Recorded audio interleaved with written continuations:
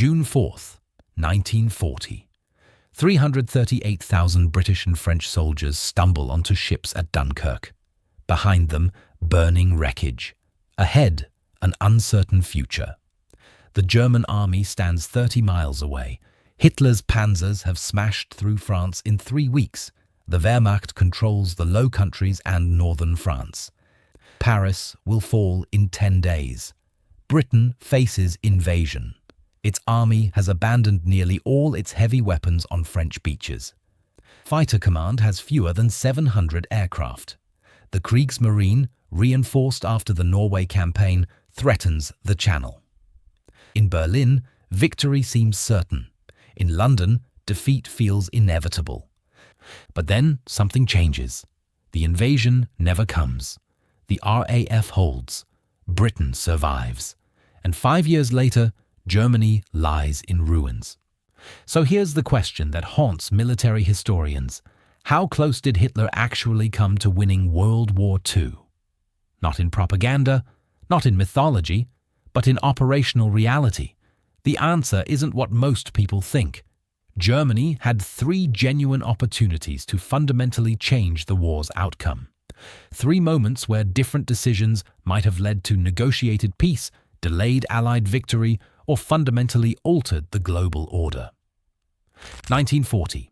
Could Germany have successfully invaded Britain after Dunkirk? 1941. Could the Wehrmacht have captured Moscow before winter? 1942. What if Germany had prioritized oil over prestige at Stalingrad? These aren't fantasy scenarios. They're documented strategic debates that happened in real time with real consequences. And examining why each failed reveals something uncomfortable about how World War II actually worked. This isn't about celebrating Nazi competence, it's about understanding why Allied victory, though eventually certain, wasn't inevitable in 1940 or 41, and why the margin between triumph and catastrophe was thinner than we'd like to believe. In this video, you'll discover why the Wehrmacht's greatest victories in 1940 created the conditions for its eventual defeat. How a single halt order outside Moscow may have saved the Soviet Union, why Germany's strategic choices at Stalingrad guaranteed long-term failure regardless of tactical success, and what separates actual German opportunities from post-war myth-making by generals trying to excuse their losses. If you want history that examines strategic possibilities beyond propaganda and mythology, hit subscribe. September 3rd, 1939. Britain and France declare war on Germany after the invasion of Poland. The declaration changes nothing immediately. Poland falls in 5 weeks. Then comes the phony war. 8 months of waiting. Both sides mobilizing, neither side attacking. May 10th, 1940, the waiting ends. The Wehrmacht launches Fall Gelb, Case Yellow, the invasion of France and the Low Countries. 135 divisions pour west. Panzer spearheads punch through the Ardennes, bypass the Maginot Line, and reach the English Channel in 10 days. The speed shocks everyone. French generals thought the Ardennes impassable for armor. British planners expected a repeat of World War I's static warfare. Instead, armored columns race 200 miles in a week, while Allied armies collapse in confusion. By May 26th, the British Expeditionary Force is trapped against the sea at Dunkirk. 300,000 men. No heavy weapons, no escape except by water. The German 4th Army commander requests permission to finish them. His panzers sit 15 miles from the port. The British have no anti-tank guns left. The roads are clogged with refugees. Resistance is crumbling. Then Hitler issues the halt order. For 3 days, May 24th through 26th, the panzers stop while the British evacuate. By June 4th, 90% of the BEF has escaped to England. They'll fight again. This is the first decision point, the moment where alternative history begins. Post-war German generals blamed Hitler for the halt order. Field Marshal von Rundstedt claimed the panzers could have destroyed the BEF completely. Heinz Guderian insisted his tanks were unstoppable. But this is myth-making. Here's what actually constrained German options. The Panzers had been advancing for 2 weeks straight. Mechanical breakdown rates exceeded 30%. Supply lines stretched 200 miles from the Rhine to the Channel. Ammunition stocks were depleting faster than logistics could resupply forward units. The halt order originated with Field Marshal von Rundstedt, commander of Army Group A, and was endorsed by Hitler. The generals worried about French counterattacks from the south. They wanted infantry to consolidate gains before continuing. The Luftwaffe commander, Hermann Göring, promised his aircraft could finish the job at Dunkirk. All standard operational caution, not strategic insanity. But let's test the what-if scenario anyway. Assume the Panzers advance on May 24th. Could they have prevented the evacuation? Probably not completely. The Royal Navy was already organizing Operation Dynamo. Small boats were crossing the Channel. Even if German armor reached Dunkirk's beaches, they couldn't stop ships at sea. Some evacuation would have succeeded. The real question, would capturing an additional 100,000 British soldiers have changed Britain's ability to continue the war? And here's where the scenario collapses. Because Britain's war-making capacity in 1940 didn't depend on the BEF's survival. It depended on the Royal Navy and the RAF. July 16, 1940. Hitler issues Directive No. 16. Prepare Operation Sea Lion. The plan calls for landing 160,000 troops on England's south coast, 9 divisions in the first wave. But the plan has a problem. Actually, multiple problems. The Kriegsmarine doesn't control the English Channel. The Royal Navy has 50 destroyers, 5 battleships, and dozens of cruisers in home waters. Germany has no capital ships available. Its surface fleet was mauled during Norway. The Navy can assemble barges and converted ferries, but can't protect them from British warships. Admiral Raeder tells Hitler that Sea Lion is feasible only if the Luftwaffe achieves total air superiority. Not just over the landing beaches. Total air superiority over the entire Channel and southern England. Anything less, and the Royal Navy will slaughter the invasion fleet. The Wehrmacht has no experience with amphibious operations. No specialized landing craft. The army collected river barges from across Western Europe and welded ramps to the front. These weren't assault craft. They were improvised ferries that couldn't land on beaches. The Luftwaffe begins the Battle of Britain in July. It fails. Not narrowly. Decisively. The Luftwaffe loses nearly 1,900 aircraft between July and October. Fighter Command loses over 1,000 fighters but maintains operational capability. The British aircraft industry produces more fighters monthly than Germany. Pilot training keeps pace with losses. The radar network, which German planners didn't fully understand, provides early warning that makes RAF fighter deployment devastatingly efficient. By September 17th, Hitler postpones Sea Lion indefinitely. By October, the plan is abandoned. Here's the counterfactual question. What if the Luftwaffe had won the Battle of Britain? What if Fighter Command collapsed in August? Even then, Sea Lion faces enormous obstacles. The Kriegsmarine still can't control the Channel without total air superiority lasting weeks. The Royal Navy won't simply surrender the Channel because the RAF is depleted. British destroyers can operate at night when German air power is ineffective. The home fleet can steam south from Scapa Flow in 18 hours. And even if German troops successfully land, they face logistical nightmare. Supplying 160,000 troops across the Channel using improvised ferries while the Royal Navy hunts transport vessels. Sustaining offensive operations inland when every ton of ammunition, fuel and food must cross contested waters. The operational studies conclude Sea Lion would have been Germany's greatest catastrophe. Not a close-run thing. A disaster. So the first decision point, 1940, the Britain question, wasn't actually close. Germany couldn't invade successfully even with optimal conditions. The strategic mismatch was too great. Naval power, air defense, industrial capacity, geography. Britain wasn't vulnerable to conquest in 1940. It was vulnerable to starvation through U-boat campaign and strategic exhaustion through prolonged isolation. But direct invasion? Not feasible. Which means the war continues, Britain survives, Germany faces long-term conflict, and that creates the conditions for the second decision point. The one that actually was close. But it required Hitler to do something even more audacious than invading Britain. He needed to invade the largest country on Earth. June 22nd, 1941. 3 million German soldiers cross the Soviet border. Operation Barbarossa begins. Hitler's strategic objective: destroy the Soviet Union in a single summer campaign. Capture Leningrad, Moscow, and the Ukraine before winter. Eliminate the Red Army through encirclement battles. Post-war analysis suggests Wehrmacht logistics could sustain offensive operations for approximately 8 to 12 weeks before requiring operational pause.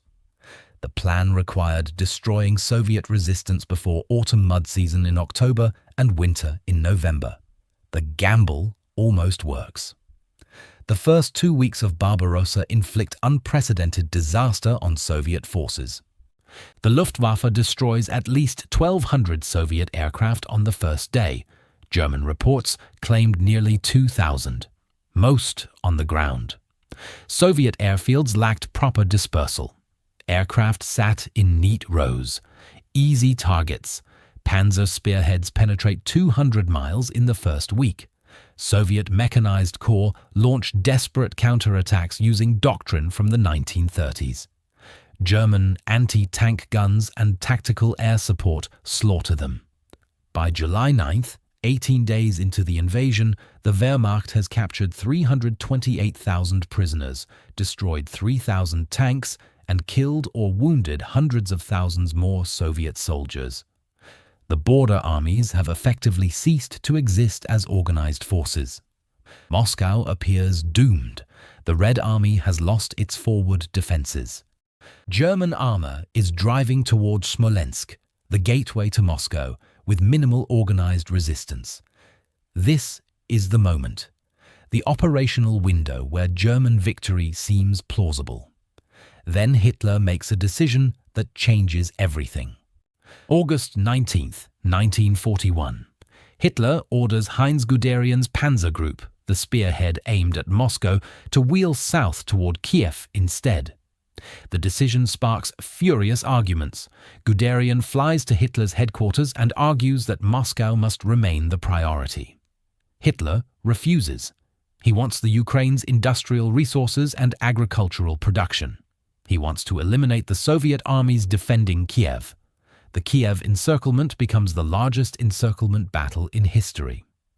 The Germans claimed over 650,000 prisoners. Soviet records indicate approximately 450,000 soldiers trapped with total casualties exceeding 600,000. But it takes 6 weeks to complete. 6 weeks when the panzers aren't driving toward Moscow. 6 weeks when autumn approaches and the operational window shrinks. By the time the Kiev pocket surrenders on September 26th, the weather is deteriorating. The mud season begins in early October. Roads become impassable for wheeled vehicles. Operation Typhoon, the final offensive toward Moscow, doesn't begin until October 2nd, 6 weeks late. This raises the critical question: what if the Wehrmacht had ignored Kiev and continued toward Moscow in August? Could they have reached Moscow before winter? Operationally, possibly. The roads were passable in August. Soviet defenses were still forming, though resistance around Smolensk proved fiercer than German intelligence expected. Would capturing Moscow have forced Soviet surrender? Probably not. This is where German planning failed fundamentally. The Wehrmacht assumed Moscow's fall would trigger political collapse similar to Paris in 1940. But the Soviet Union wasn't France. Stalin had moved government functions east. Industrial centers were relocating beyond the Urals. The Red Army had enormous manpower reserves. The historical parallel is Russia in 1812. Napoleon captured Moscow and it didn't end the war. But, and this matters, capturing Moscow in September 1941 instead of stalling outside it in December changes the operational situation dramatically. Soviet transportation networks centered on Moscow. Capturing the city would have severely disrupted Red Army logistics. Soviet counter-offensives in December, which pushed German armies back from the capital, wouldn't have been possible if Moscow was already occupied. The Wehrmacht wouldn't have won the war, but it might have forced a temporary operational stalemate. Soviet armies would have needed months to organize new offensives. German forces could have established winter defensive lines in more favorable positions. Instead, Operation Typhoon begins October 2nd. The Wehrmacht reaches Moscow's outskirts by early December. Then winter arrives. Temperatures drop to -4 degrees. German vehicles freeze. Soldiers lack winter uniforms. Soviet reinforcements, fresh Siberian divisions, launch massive counterattacks beginning December 5th. The Wehrmacht retreats 100 miles from Moscow, the first major German defeat of the war. This is the second decision point, the closest Germany came to fundamentally changing the Eastern Front dynamics. Not through conquering the Soviet Union, that was never feasible given the strategic mismatch in population, industrial capacity, and geography. But through capturing Moscow before winter, which might have delayed Soviet offensives for months and created different negotiating conditions. The Kiev Diversion didn't lose Germany the war, but it closed the operational window that made Moscow capture possible in 1941. And once that window closed, German defeat became inevitable. Not immediate, inevitable. But Hitler had one more gamble left, a final throw of the dice that would become the bloodiest battle in human history. January 1st, 1942. Germany has lost the Moscow offensive. The Blitzkrieg has failed. The Red Army has launched winter counter-offensives along the entire front. But Germany hasn't lost the war yet. The Wehrmacht still holds vast Soviet territory. Soviet casualties dwarf German losses. Industrial production in occupied territories supports the war effort. The question facing Hitler: what now? The original Barbarossa plan assumed victory by winter 1941. That didn't happen. New strategy required. Germany faces a fundamental problem: oil. Romanian production from Ploiești provides barely enough fuel for defensive operations. Offensive operations burn fuel faster than supply. The Wehrmacht can't sustain prolonged advances without capturing new oil sources. The solution appears obvious. Drive south to the Caucasus oil fields. Capture Maikop, Grozny, and Baku. Secure Germany's fuel supply while denying it to the Soviets.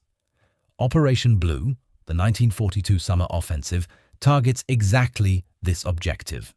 Army Group South will advance to the Caucasus. The plan makes strategic sense. Then Hitler makes the same mistake he made at Moscow. He adds a second objective, and everything goes wrong.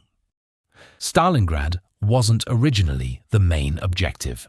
It was a secondary target meant to protect the northern flank of the Caucasus offensive. But capturing Stalingrad wasn't necessary for securing the Caucasus oil fields. German forces could have masked the city while the main effort continued south. Instead, Hitler became obsessed with Stalingrad's capture. As Soviet resistance stiffened, he poured more resources into the urban fighting. The Sixth Army under Friedrich Paulus ground forward, house by house, block by block. By September, the Wehrmacht controlled 90% of the city. Just 90%. The final 10% sat along the Volga's western bank in a narrow strip maybe 1,000 yards deep. The Soviets clung to factory complexes and rubble fields.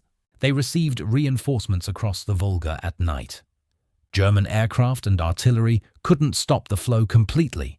The fighting devolved into attrition warfare, exactly what Blitzkrieg doctrine was designed to avoid. Meanwhile, the Caucasus offensive stalled. The Panzers reached Mykop in August but found the oil fields demolished. Advancing further required fuel the Wehrmacht didn't have. By November, Army Group A sat deep in the Caucasus with overextended supply lines and no operational mobility. This is the third decision point. What if Germany had prioritized oil over ego? The counterfactual scenario. Army Group South drives for the Caucasus oil fields in June 1942. Stalingrad is masked with minimal forces. Main effort focuses on Mykop, Grozny, and Baku. Would this have worked? Operationally, better than the historical approach. Concentrating forces on a single axis instead of splitting between Stalingrad and the Caucasus provides more combat power at the decisive point. But it doesn't solve the fundamental problem. Germany couldn't actually exploit captured oil fields. Mykop was already demolished when captured. Reconstruction would take months. The infrastructure to refine and transport crude oil back to Germany didn't exist in the Caucasus. Even capturing Baku intact, the largest oil field in the region, wouldn't help. The oil had to reach German refineries. That meant shipping across the Caspian Sea and overland through hostile territory, or building pipelines through the Caucasus Mountains while fighting a war. Neither was feasible. The oil strategy sounds logical on a map. In operational reality, it couldn't solve Germany's fuel crisis in time to matter. But here's what the Stalingrad Obsession definitely cost Germany: the Sixth Army. November 19th, 1942. Soviet forces launch Operation Uranus, massive pincer movements north and south of Stalingrad. The Romanian and Italian divisions protecting 6th Army's flanks collapse. 4 days later, the pincers meet. The 6th Army and supporting Axis forces, approximately 290,000 men total, are surrounded. Hitler orders Paulus to hold Stalingrad. No breakout, no retreat. Hermann Göring promises to supply the pocket by air. The airlift fails. Soviet fighters shoot down transport aircraft. Weather grounds the rest. The 6th Army starves. A relief operation, Operation Winter Storm, comes within 30 miles of the pocket in December, then stalls. Soviet reinforcements block the advance. February 2nd, 1943. The 6th Army surrenders. 91,000 survivors march into captivity. Only 6,000 will see Germany again. Here's the what if. What if Hitler had authorized 6th Army's breakout in November when Soviet encirclement was still forming? The breakout might have succeeded. Soviet forces were still organizing. The pocket wasn't yet solidified. A significant portion of 6th Army could likely have escaped to German lines, though at the cost of abandoning heavy equipment and accepting substantial casualties during the withdrawal. Germany would have lost Stalingrad, but it would have saved 290,000 trained soldiers and officers. These troops could have defended against subsequent Soviet offensives. The Eastern Front wouldn't collapse as quickly. Does this change the war's outcome? No. By 1943, Germany's defeat was inevitable. American industrial mobilization was ramping up. Soviet production was recovering. The Wehrmacht couldn't replace losses as fast as the Red Army. Strategic attrition favored the Allies overwhelmingly, but saving 6th Army delays Soviet advances. Maybe the Red Army doesn't liberate Ukraine until summer 1944 instead of winter 43. Maybe German defensive lines hold further east. The timeline changes. The outcome doesn't. That's the third decision point. Saving 6th Army could have bought time, but by 1943, Germany's strategic position was already hopeless. So now we return to the original question. With all three decision points examined, How close did Hitler actually come to winning World War II? The answer requires separating post-war mythology from documented reality. Post-war, German generals wrote memoirs blaming Hitler for their defeats. The narrative became standard. Germany would have won if Hitler hadn't interfered with military operations. The Dunkirk halt order, the Kiev Diversion, the Stalingrad stand-fast order. Every defeat traced to Hitler's incompetence. This narrative serves a purpose. It absolves the Wehrmacht of responsibility.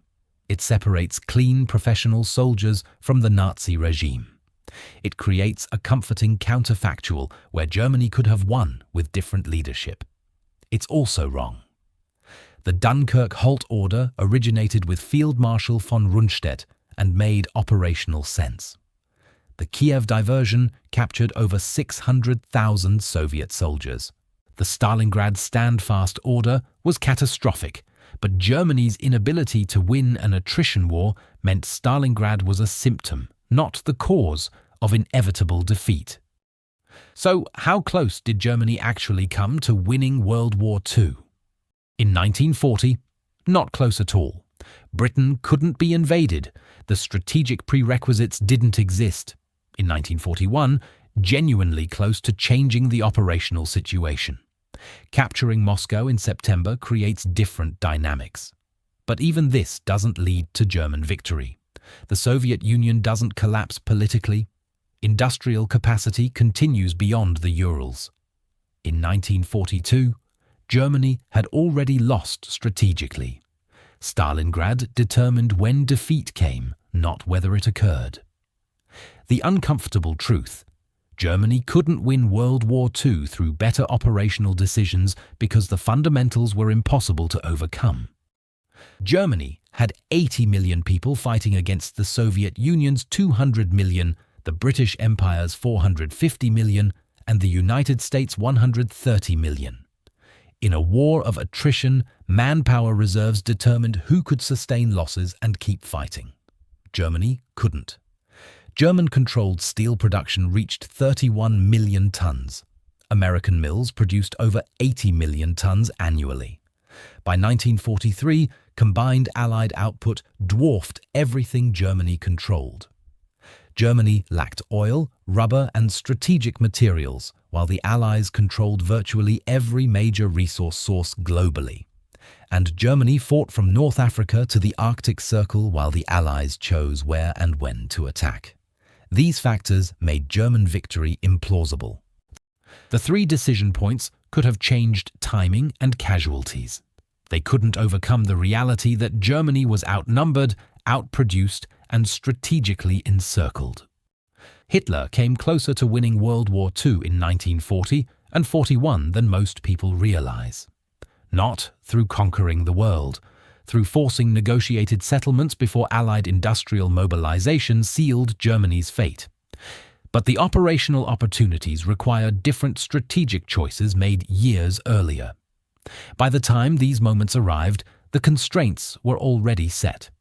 Geography, resources, industrial capacity, these determined outcomes more than individual battles. The generals weren't wrong that Hitler's decisions cost opportunities. They were wrong that different decisions would have won the war. Here's the question. If Germany had captured Moscow in September 1941, would Stalin have sued for peace? Or would Soviet resistance have continued from the relocated factories in the east while American industrial mobilization proceeded and Britain remained undefeated? The answer determines whether Moscow was Germany's last genuine opportunity for negotiated settlement or just another tactical victory delaying the inevitable. Drop your answer in comments.